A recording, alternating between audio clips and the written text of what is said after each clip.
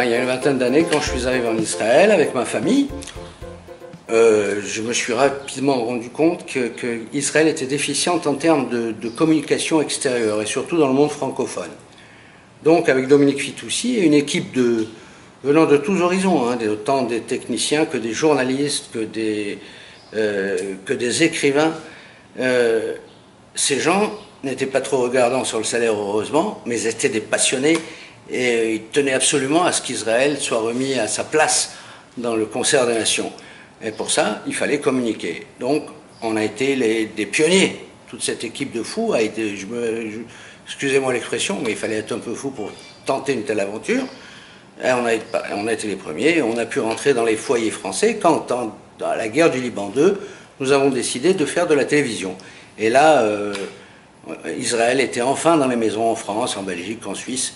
Et ça nous faisait extrêmement plaisir.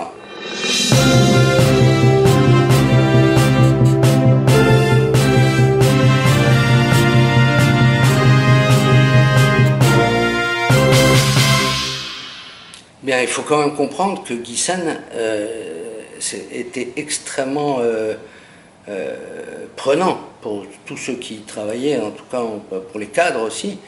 Et on travaillait 18 heures par jour. Donc ça m'a permis de redécouvrir ma femme, mes enfants et mes petits-enfants, moins les premiers. Et surtout aussi, ça m'a permis de profiter d'Israël avant de tomber malade, où j'ai eu une période un peu malheureuse. Mais aujourd'hui, Dieu merci, tout va très bien et tout s'est remis en place. Ben, vous savez, quand vous avez le virus de l'information, en tout cas vous, Coulam News, vous en savez quelque chose, il n'y a pas d'antidote pour l'instant sur le marché.